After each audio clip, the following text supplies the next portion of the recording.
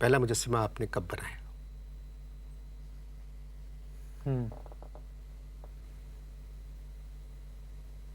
एक कठिन परीक्षा थी।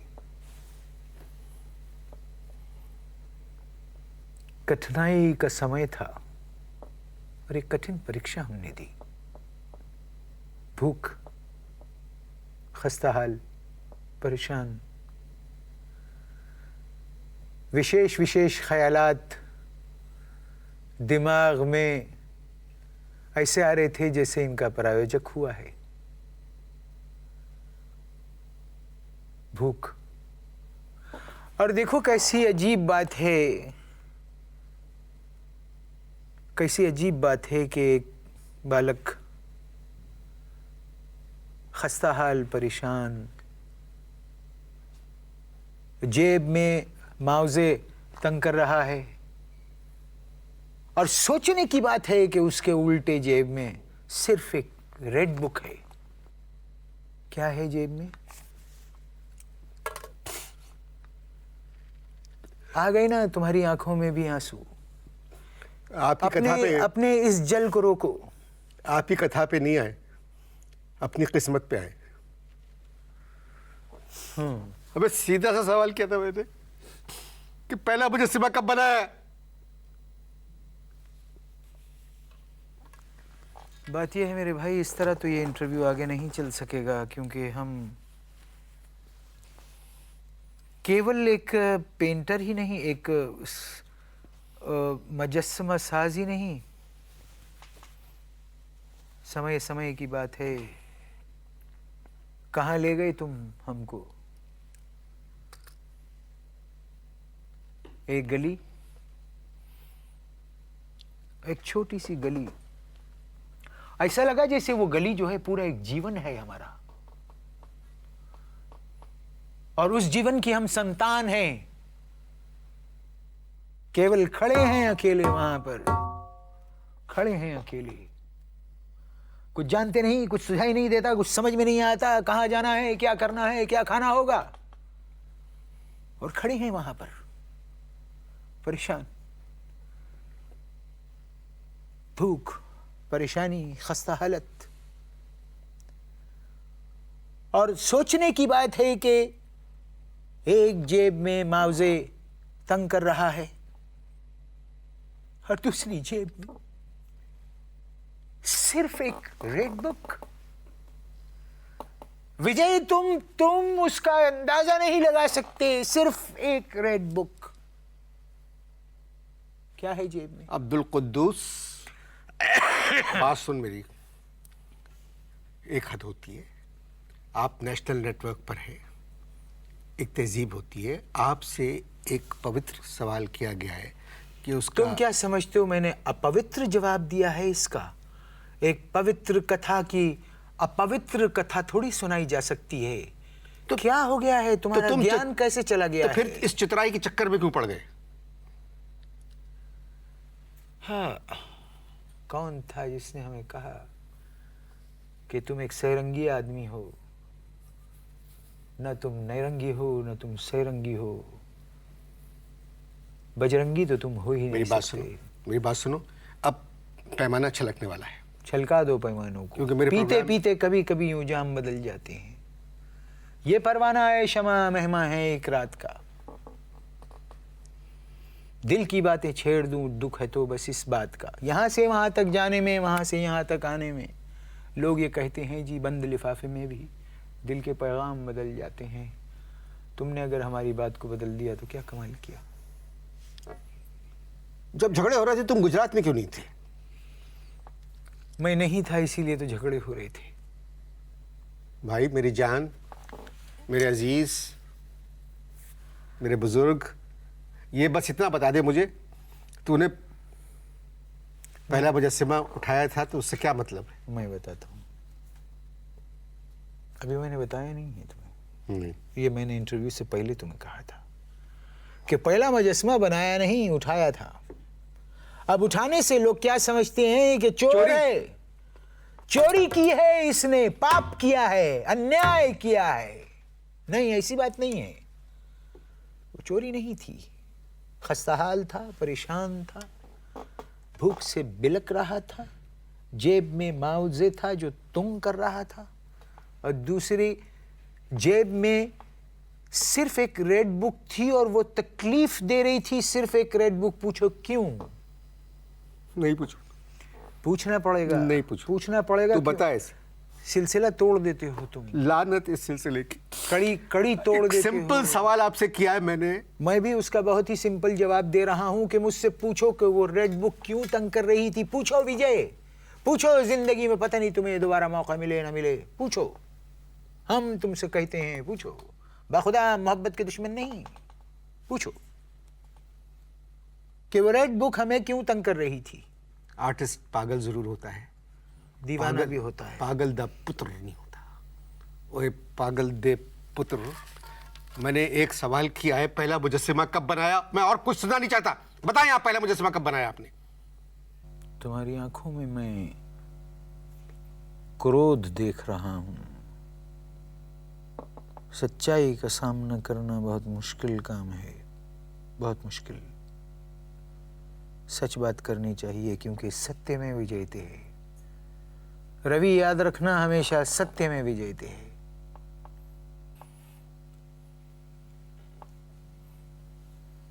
पता नहीं कि मेरी आंखों में क्या देख रहे हैं। सत्य में भी विजयते हैं।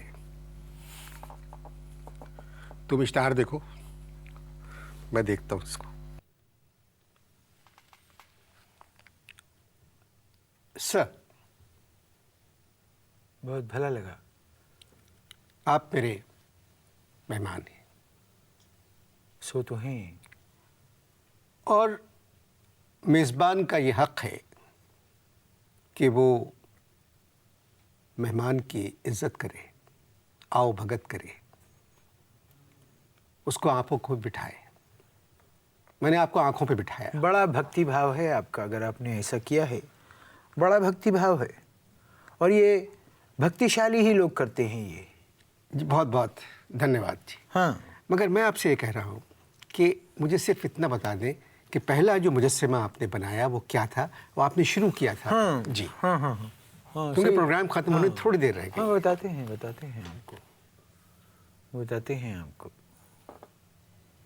बात क्या हो रही थी कि हम एक गली में खड़े हुए थे। एक गली, कलयुग था। एक हाहाकार मची हुई थी, भूख प्यास परेशानी। समय बीता जा रहा था, हम वहाँ खड़े थे। ऐसा लग रहा था जैसे हम कई युगों से यहाँ खड़े हैं। केवल भूख सता रही थी। अब क्या होता है, ऐसी चीज में ज्ञान होता है, कुछ चीजों का ज्ञान होता है। अब क्या देखते हैं, उसी परेशानी में एक बालक खड़ा हुआ है। एक गाय वहां से आती है। अब गाय की चाल में एक वकार है, बैल उसकी आंखों में एक क्रोध है। गाय थी, बैल था? गाय थी। अच्छा, हमें ठीक से याद नहीं है क्योंकि अंधेरा था वहां गली में। सामने से आई थी तो गाय होगी। अंधेरा था। अच्छा। ठीक याद दिलाया तुमने, अंधेरा था। न पीने को पानी था, न खाने को कुछ रोटी थी, न रोशनी थी। बस एक दिया था कि जो टिमटिमाए जाता था। और उस टिमटिमाते हुए रोशनी में हमने क्या देखा कि गाय आ रही है। अब चाहे तुम उसे बैल समझ लो या गाय। ये हम गाय अगर तुम सामने से आ रही थी छोड़ते तो हैं। गाय होगी। चलो माने लेते हैं गाय आ रही थी। अब वो आती है और हम रुक जाते हैं। वो हमें देखती है, हम उसे देखते हैं। अब हम दोनों एक दूसरे को देख रहे हैं। उसकी आंखों में क्रोध है, मेरी आंखों में भूख है, और कुछ करने की प्रेरणा है। अब क्या देखते हैं कि अचानक गाय ने अपना रुख मोड़ा और अपनी पूंछ हमारी ओर की, और फिर उसने जी भर के किया गोबर आप पर? जमीन पर। जमीन पर। तसलसल तोड़ देते हो विजय, तसलसल तोड़ देते हो तुम। तो अब क्या हुआ कि तो गोबर गाय ने जी भर के किया। सुनो मेरी बात भी सुनो। आर्टिस्टिक बात कर ओके, रहा ठीक है, हूँ, करे। आर्टिस्टिक बात कर रहा हूँ। अबे गोबर का जिक्र कर रहा है, इसमें आर्टिस्ट कहां से बन गया? सुने, यही तो विपता है, यही तो विपता है। इसी विपता को सुनो, ज्ञान लो, सीख लो कुछ। 125 करोड़ की आबादी है हमारी, सीख लो कुछ। अब क्या है कि जी भर के गाय ने किया गोबर। अब मैं देख रहा हूं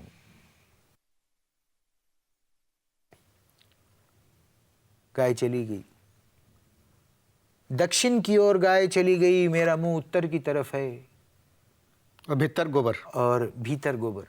क्या खूब कहा। हमने सुना है तुम कवि भी हो। भीतर गोबर, बहुत अच्छा। तो अब क्या है, देखते हैं। अब गोबर पे जो हमारी नज़र पड़ी, अब थे तो हम बचपन से ही आर्टिस्टिक माइंडेड।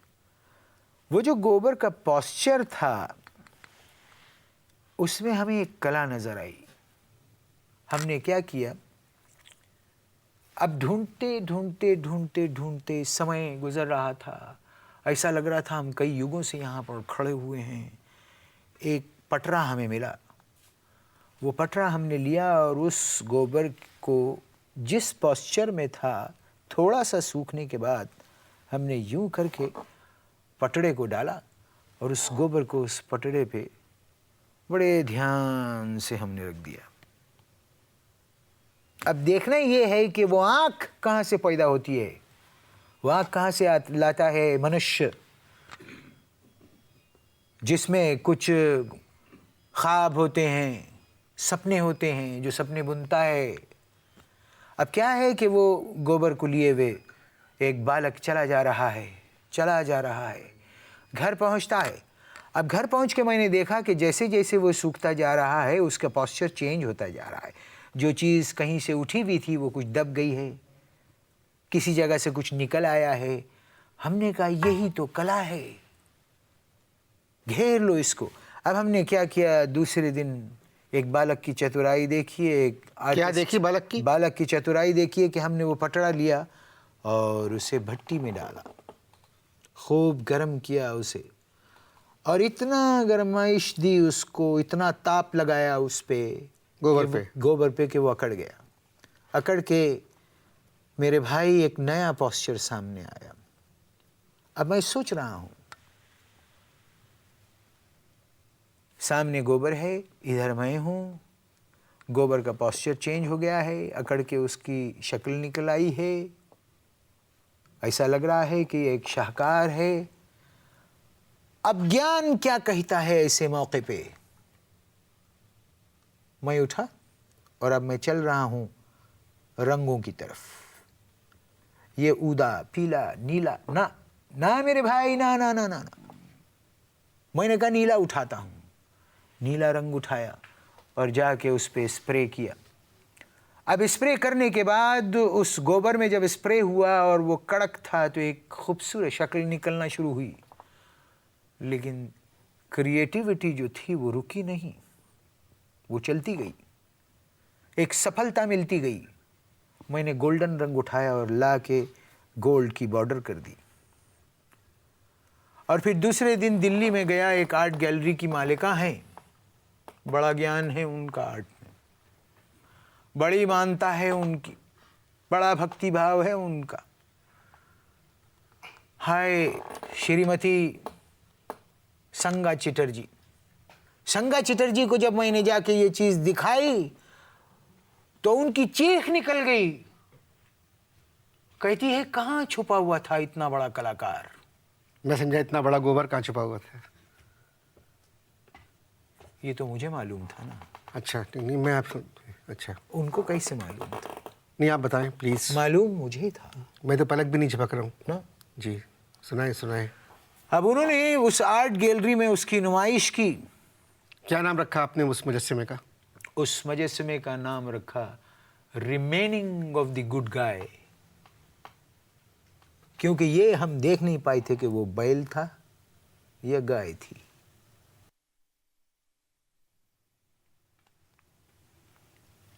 आपने मेरे मेहमान की बातचीत सुनी। आज मुझे एहसास हुआ कि आर्ट के बारे में मैं कुछ नहीं जानता। मेरी बस एक ही दुआ है, इनका भगवान इनकी आत्मा को शांति दे। इजाज़त दीजिए, खुदा हाफ़िज़।